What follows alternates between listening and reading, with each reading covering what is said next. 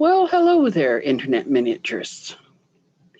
Today we're going to learn about stencils and how to make them, how to use them. So where to start?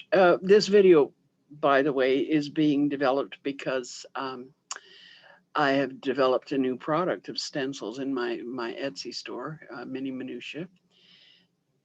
And I just wanted to make sure that people knew actually how to use them. So let's start with what is a stencil? Well, a stencil is a way in which you can create patterns. Here's an example of a stencil. This one happens to be a cobblestone stencil. It's a way of creating patterns. Now, stencils are made out of a flexible plastic material. Okay, it's called Mylar, M-Y-L-A-R. You can buy it on Amazon. Although the easiest way to get a small piece, if you just want to practice and play with it, is to go to a quilting store. They usually sell pieces of Mylar in about, 1 foot squares that people use to make quilting patterns. So if you want a little hexagon that you can replicate by cutting it out of fabric, people use Mylar to do that with. So that's what it is. Here's these are already cut stencils, but here's a piece of actual Mylar. Okay, it's very thin, as you can see. It's reusable, flexible, and you can do a number of things with it. If you want to make your own stencils, for example, you can use things like, well, let's start out with a piece of, okay, those are pinking shears. Now you see the finish, the edge that we've got on that now? It's a zigzag edge. I'm just going to switch the camera over so you can get a better look at some of this stuff. Okay, now can you see that edge? It's a zigzag. Now there's other kinds of scissors. These are very cheap, but you can buy these in any section of the scrapbooking store. Can you see what kind of a pattern that leaves?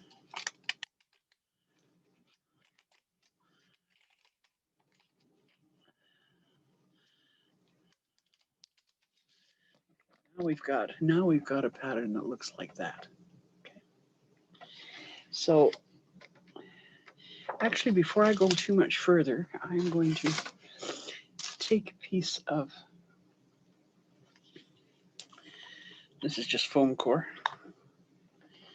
and I'm going to use white paint.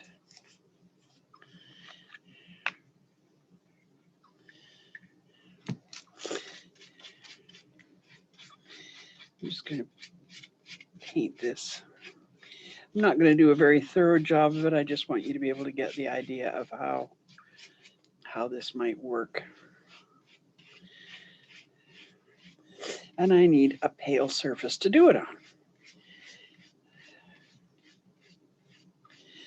Okay. So I'm just going to let that dry for a minute while I show you a couple of other things with Mylar. Okay, one of the other things you can do if you want to create patterns is to use a punch.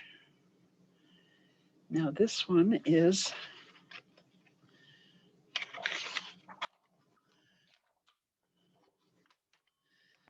star. Can you see that it's a star? Or other punches that you can buy include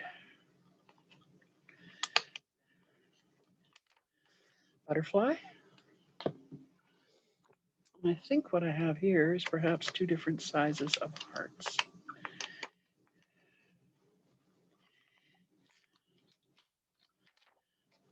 Large heart and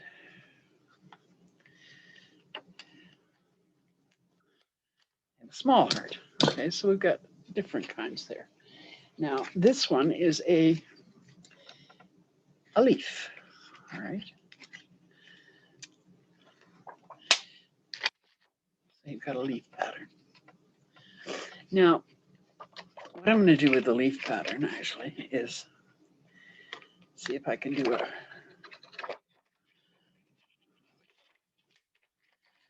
Oops.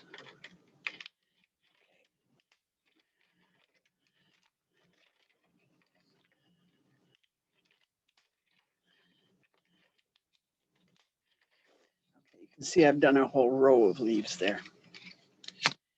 So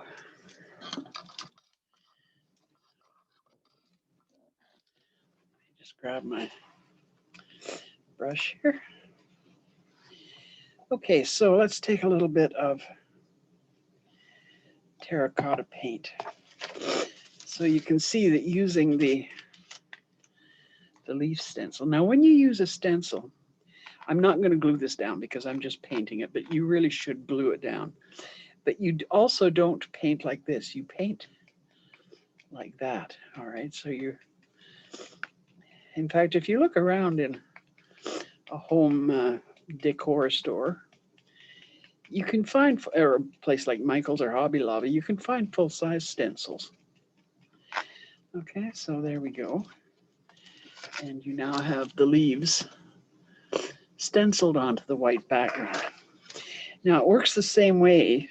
We'll go back to this edge that I cut. Although here,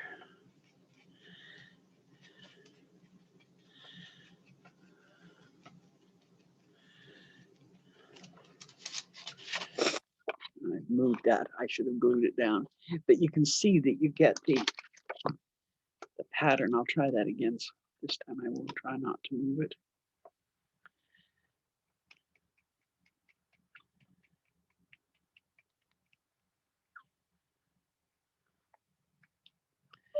Okay, so now you've got the fancy edge. So you can use stencils for a number of purposes. When you use a pattern like this or a fancy edge, it's usually done with paintwork. And historically, people would decorate, well, even today, people would decorate like a row around the top of a room, almost as a border with, say, the leaves, or you would put a fancy curved edge between two different colors of paint on a room. Another way that people use stencils was to outline the edge of a floor. So on your hardwood floor, you would then use a stencil to put a pattern all the way around the outside edge of it.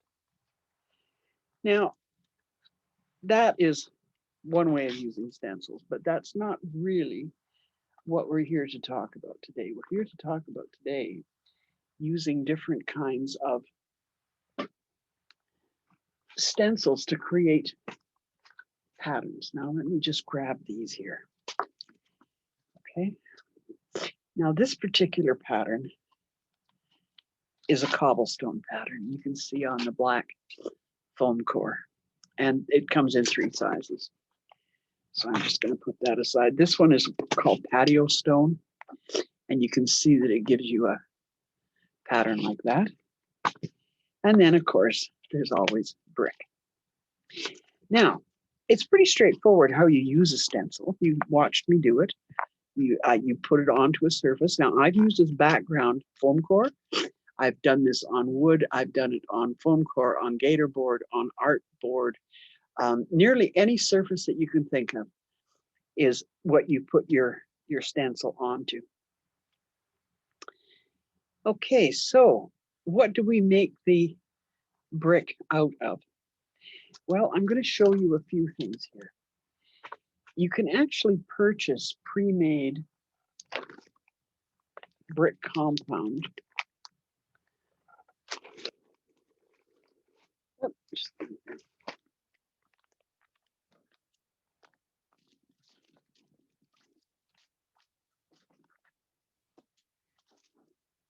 Okay.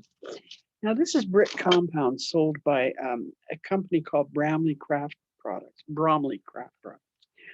And the URL is craft-product.com. They're based in Britain, and although this is wonderful stuff to work with, it's also pretty expensive. And because it weighs a lot, it costs an awful lot to ship. So I started looking around for products that could be used and found here. And, oh dear, that's heavy. Okay, here we go. Sanded grout. This one happens to be chaparral, a desert color, good for stone. But you can buy these. This is just one brand. You can also, it's Polycrete, Lacrete, I think is another brand that you can get. And some stores have their own particular brand. But they come in probably 30 or 40 different colors. And because it's grout, it tends to be in stone and brick colors, although you can get other colors. I've certainly got some fern green that I use for a project in real life that is a very pretty color. So this is, let's mix some of this up.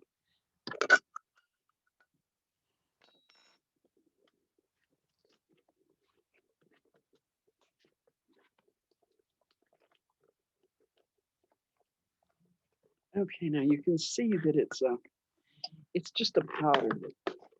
And because we're working in miniature, we don't need a whole lot of this stuff. Oh dear, let me get that onto the ground. Okay, now, one of the things that I think is important is when you're mixing this up, to add a little bit of glue to it. Now, let me see if I can get some water here.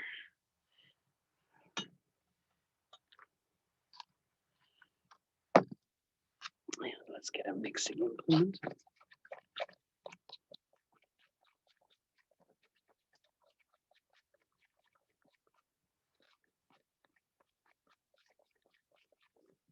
I put too much water in that, so I'm going to have to add some more powder.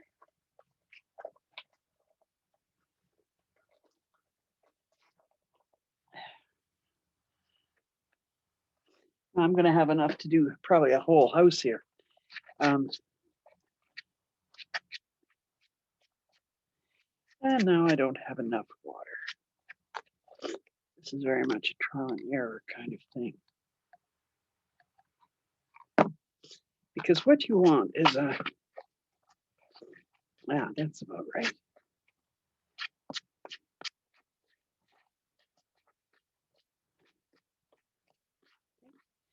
Something that is the thickness of about a heavy concrete. You can see it doesn't fall off but it's still quite fluid and flexible. Now I'm going to add to it here, if I can.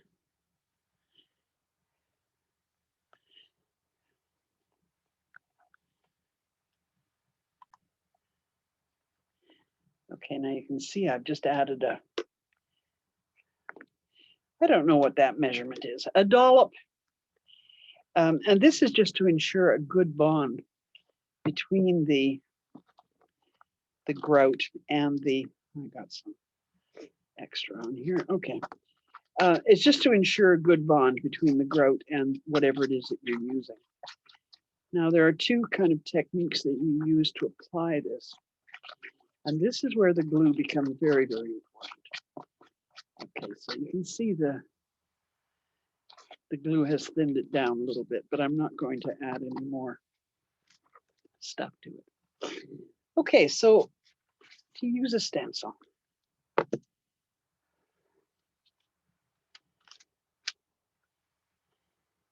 you need some Stencil Spray.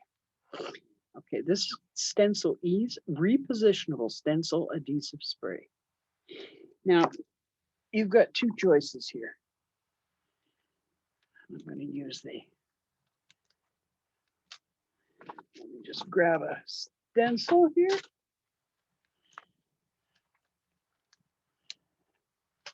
Okay, I'm going to use a half-scale patio stone stencil.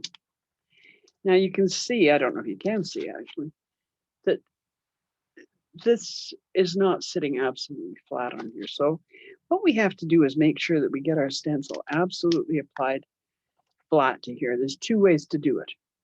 One is to spray the stencil, and one is to spray your background. Now, there are pros and cons of each. If you spray the stencil, You can then lift it off and carefully reapply it to another piece or the next piece if you want to extend your pattern. So let's say your first pattern is here. You can take it off and apply it again. However, if you apply the spray to the background, it has a couple of effects. One is that you get a better seal with your stencil because these lines are very small, okay? And it's easy to miss one. And if you miss one, you get problems with the way your stencil is applied, okay? The other thing is that it adds to the stickiness, if you want, of your grout. Now that's a very yucky color. I mean, if I was going to name that color, oh, never mind. We won't go there. Okay, so for this purpose, I'm gonna apply my spray to this. When you are, I'm going to leave this plain just as black because then the stencil will show up very clearly. But when you are doing this, when you're doing a wall, you're doing a floor, there are two things to keep in mind. One is the color of the stone, which is the color of the grout. The other is the color of the mortar between your stones. That color is whatever color this is. So if I was going to be doing this on a real half-inch scale patio, I would paint this first. I would paint it the color I want to show between my bricks. Okay, so this is a brownie color brick, stone that I'm going to use. Black would actually look nice. So let's assume that this has been painted. It hasn't actually, but let's assume it has. Okay, and I'm just going to, although I probably should take this outside to spray it, I'm just going to hold it over a garbage can here to my side and spray it well.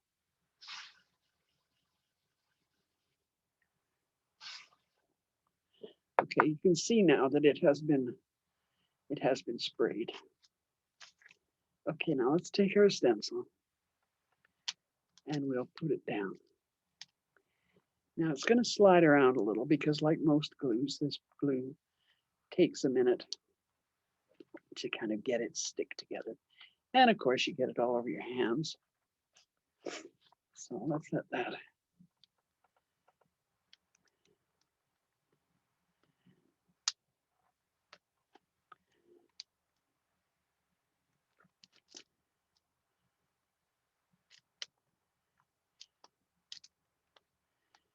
Sticky business.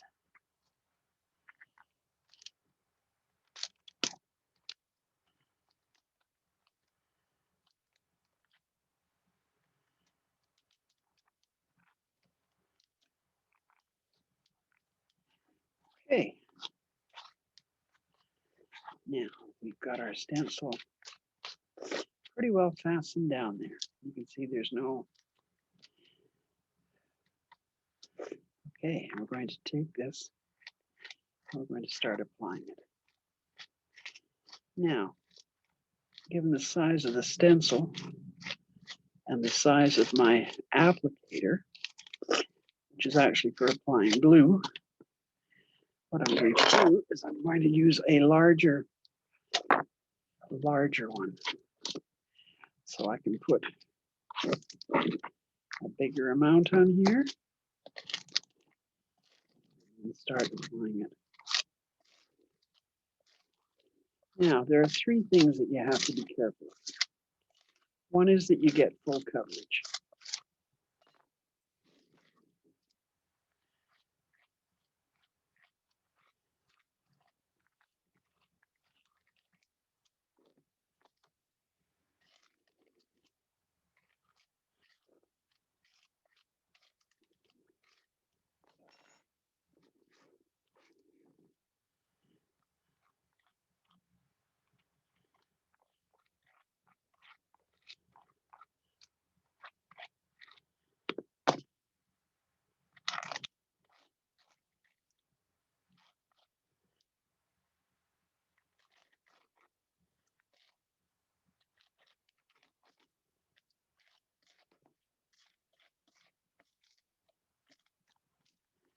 Ugh, my fingers are stuck to my glue here.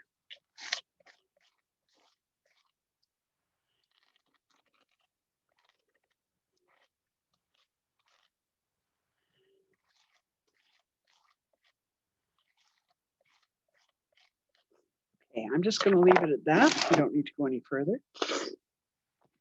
So make sure you don't have too many excess lines on there. Okay, now you can peel off your stencil and you can see that you've got the brick pattern there. Okay, so we'll put that aside.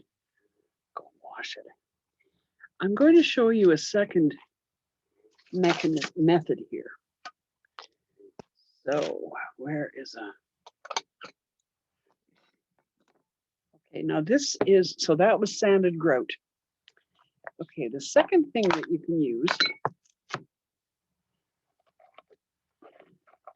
I'm just going to pause the tape for a second here and go and wash some of my implements up. Okay, now I've got a nice clean implement here. Now this is Spackle, okay? LePage's spackling. You can also use drywall compound. It comes in a variety of names, polyfilla. Anyway, you can see that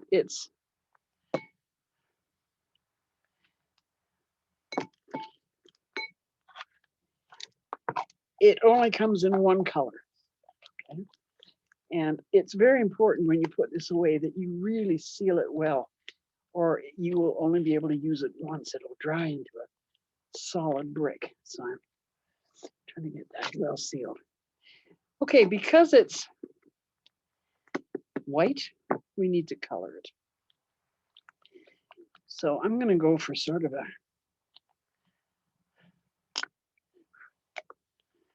see if I can get sort of a, whoops. Well, that was a little extreme.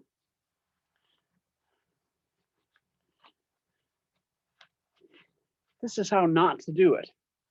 Because what I was going to say is if you are doing this, if you're mixing up a color with spackle, this is going to be way too red.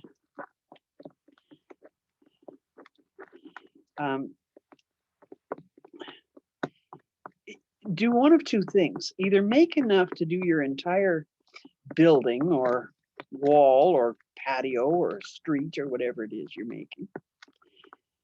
Or measure the proportions of what you're using. Now what I've ended up here is a real pink, which is a little too pink for my taste for bricks.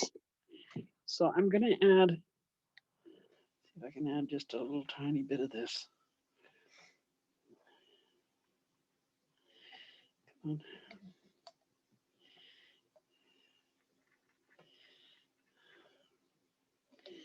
See if I can brown this up a bit.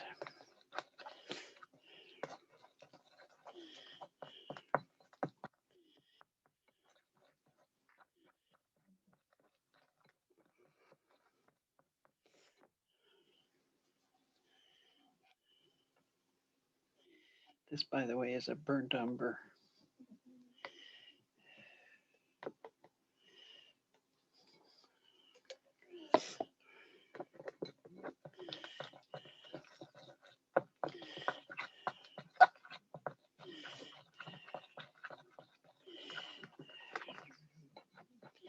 Now, I don't know if you can see this, but it is taking on the tone more of a brick color. Bricks come in a million different colors. So what color you choose to make your brick out of is entirely up to you.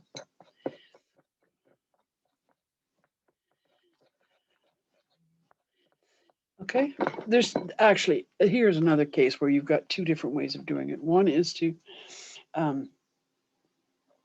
where's my,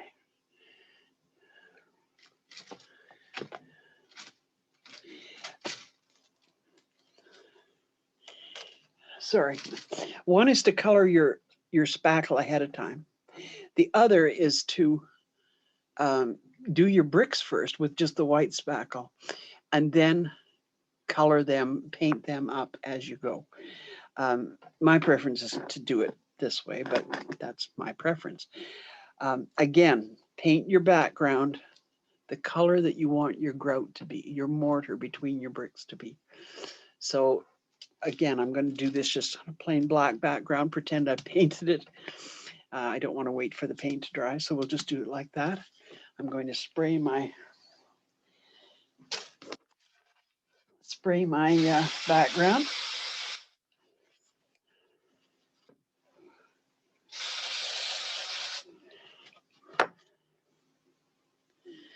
Okay, now I'm going to use a brick stencil.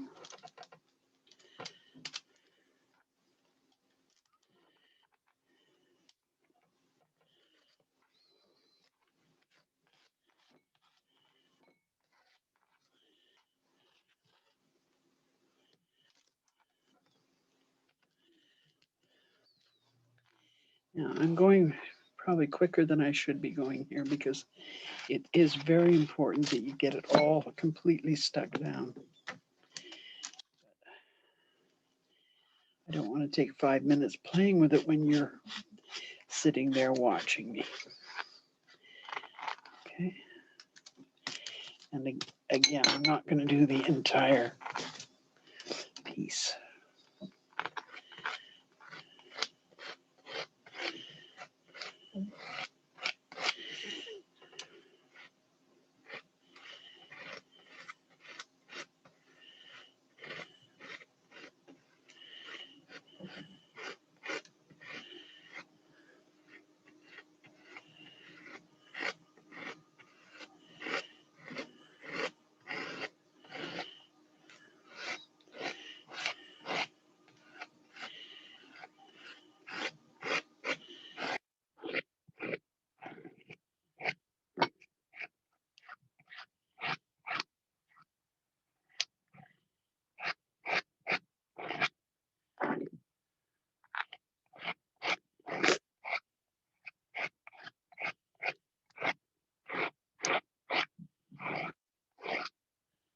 Okay, I think that's enough to show you the effect that it makes.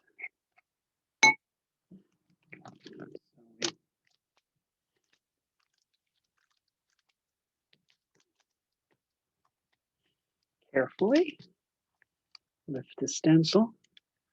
There you have brick.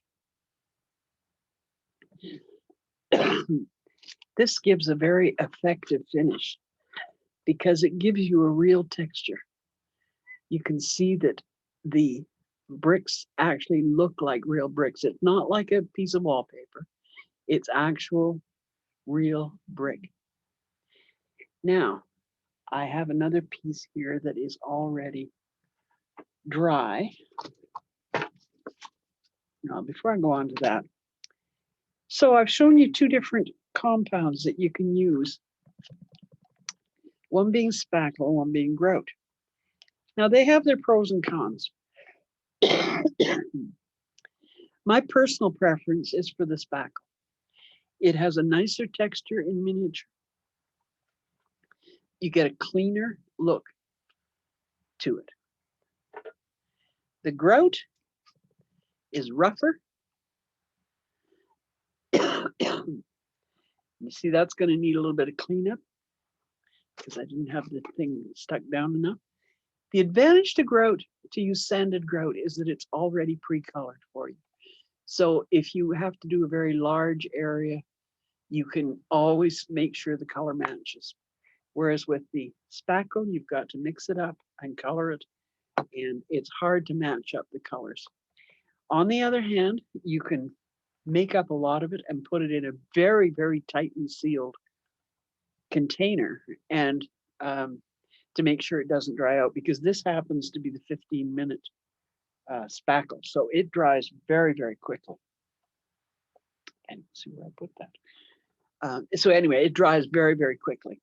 So you don't want to do it. So I would suggest that if you're going to do something really big, like the outside of a big house, big dollhouse, that you mix up as much spackle as you think you're going to need and do it all in one fell swoop.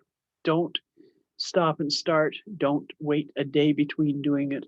try and do it all at once, or you're going to have trouble with your color. Alternative for a really big house, really big dollhouse, a 1/12 scale dollhouse, you might want to use the grout, and then you can match it up and mix and match as you go along. Okay. Now, the next thing I wanted to show you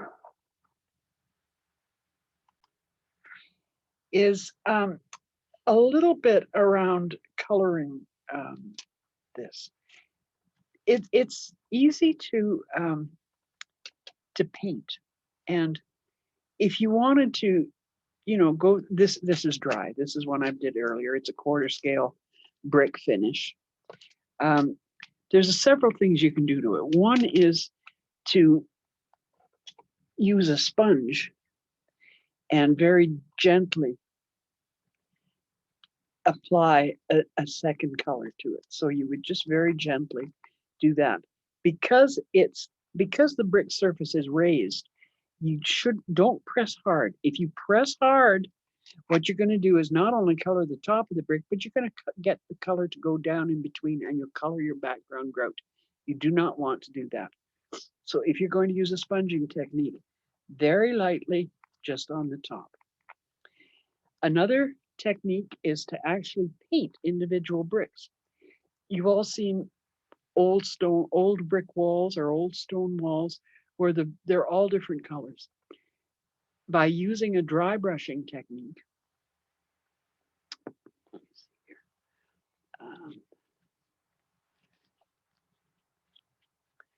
just going to put a little bit of, this brush is far too big to be doing 1/4 scale with, but still, I'm going to put a little bit on my paintbrush, and then I'm going to take most of it off. So I just have a little bit left. Now, I don't know if you can see that, it's very subtle.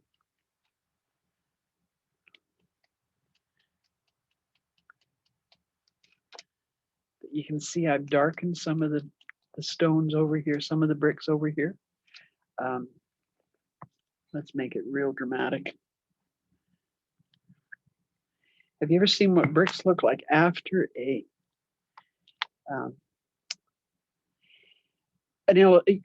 poster, some kind of an advertisement has been taken off?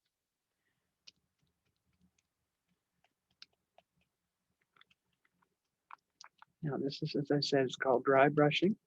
And again, see how I'm using the brush. I am not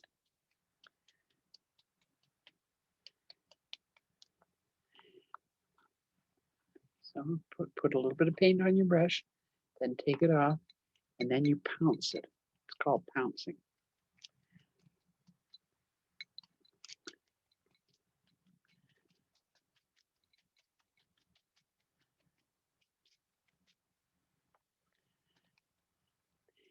The number of effects and combinations that you can get on brick is limited only by your imagination. I'll stop there. But you see how now we've got a real textured brick surface? It's really effective. And because it's rough, actually, you can actually sand this. If you wanted it smoother, or if you had some lumps on it, you can actually sand it once it's completely dry. This one happens to be spackle. It's not grout. Okay. Now, there are 3 kinds of problems that you can run into. 3 ways to make a mistake when you're doing this. One is to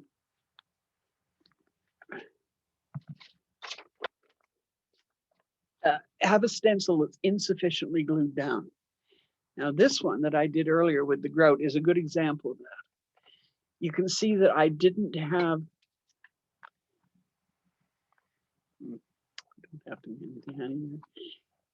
you can see that I didn't have it completely fastened down some of the edges. Now, this can be repaired. You don't normally do it with a fingernail. You would do it with the tip of an X-Acto knife.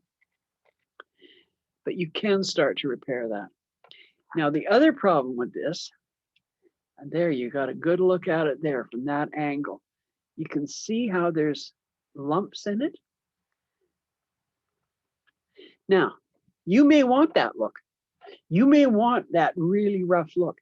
That is done, the way that that happens is when you don't smooth it down enough. So you haven't got it down to an even surface.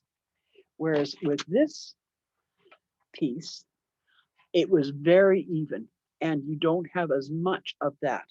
Although if you really look carefully, you can see that there are a couple of lines through it where I didn't have the spackle smoothed down as much as I could have. The third problem that you can run into, and actually the edge of this shows it, is where you didn't have your enough complete coverage. So you only get partial bricks. Now, the last thing I wanted to talk to you about is that sometimes when you're doing brick, you're doing an entire wall. Okay, so you do the entire wall. But what if that window's got a window in it? Now, if the window still doesn't have a window in it, if it's just a hole in the wall, it doesn't matter. You just don't put any spackle where there's that hole. But what if there's something on the wall that you want to retain, or you want to have a curve because you're going to have, say, an arch of stone around the top of your window? That's when masking tape comes into play. Better example would be if you're going to do a cobblestone walkway leading up to a front door and you want a nice curved walk. Use masking tape to shape your curve and then use your stencil on top of the masking tape. Now, of course, what's going to happen is that the spackle will cover the masking tape. So then you take your stencil off while it's still wet, and you take your masking tape off while it's still wet. This way you get a lovely clean curve. Okay, I think I'm just going to change the camera here.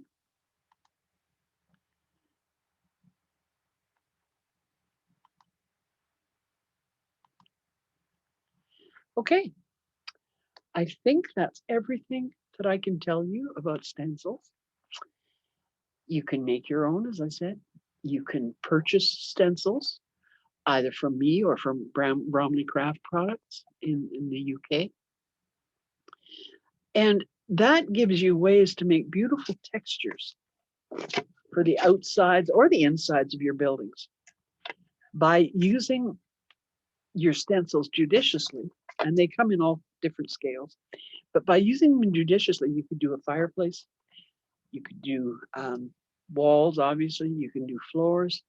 If you wanted to have a brick floor in your fireplace, if you wanted to have a brick floor in your kitchen, if you wanted to have the patio type styles,